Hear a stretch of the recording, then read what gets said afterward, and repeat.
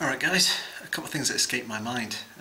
First of all, I forgot to do the free indies this week, so hopefully I'll have a chance of getting my say in before Monday. The time zone's passed over here, so it's currently midnight somewhere over the Atlantic. So here goes. Little Rocket, I didn't like. It was fun for a short while, but it got kind of annoying towards the end because I collected all the orange stars and I couldn't really run it if you kept and let's do more puzzles to get the last few stars on limited fuel without any orange stars to refuel it. I gave up towards the end of it. I didn't feel any urge to complete it, and I think I fell asleep listening to that music actually, from what I remember. The Paradox Embrace, that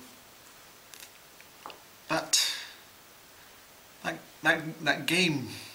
I mean, that game was a kind of a total mystery. It's like, why were you doing what you were doing? Why are there three versions of you that you need to platform with to open different doors and use different objects? Give me a little bit of explanation there first. I think that'll do good for the game, in my opinion. But my winner this week goes for Bonkers in the Sewers. And now, having had a Commodore 64 and grown up around the time when Manic Miner and Jet Set Willy were coming to the fore on the ZX Spectrum and other platforms, this game reminded me a lot of that era, if you like, a sort of broken era that was covered on Charlie Brooker's Games Wipe, and it reminded me of sort of Manic Miner crossed with Hunchback in its gameplay. Neither of them had the ability to shoot, but that's what it kind of reminded me of in sort of very pixelated graphical style. And Headphonic was right. Spoiler alert: you can't complete it. And there were quite a few British games that were quite like that in the early era, and it contained that kind of charm for me. And the ghosts didn't seem to trouble me that much. So with that in mind, free indie of the week for me, Bonkers in the Sewers. Now, a bit more chiptunes on this front. Well, I want to respond to Missing Sayoko first of all. The Magical Sound Shower. Although it was a good tune, I used it for a video project of mine, a real life version done by a Danish band, Press Play on Tape. The Commodore 64 version I didn't like very much. It was far too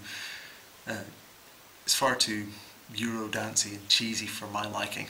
Not a patch on the arcade version or any live versions done by bands, the more recent ones. But another classic one is Comic Bakery for the Commodore 64. That's an awesome song. Again, I'll post a link to it, but it'll probably be marked as spam. But either John or Anthony, you guys will be at these getting these comments tomorrow. I'm glad you like Download Helper, by the way. BFFs, right, John? Now, where was I? Oh yeah. With respect to giving the chiptunes from the game some justice, it might be a bit of extra work, but we should have the audio from the respective games feature over the video comments.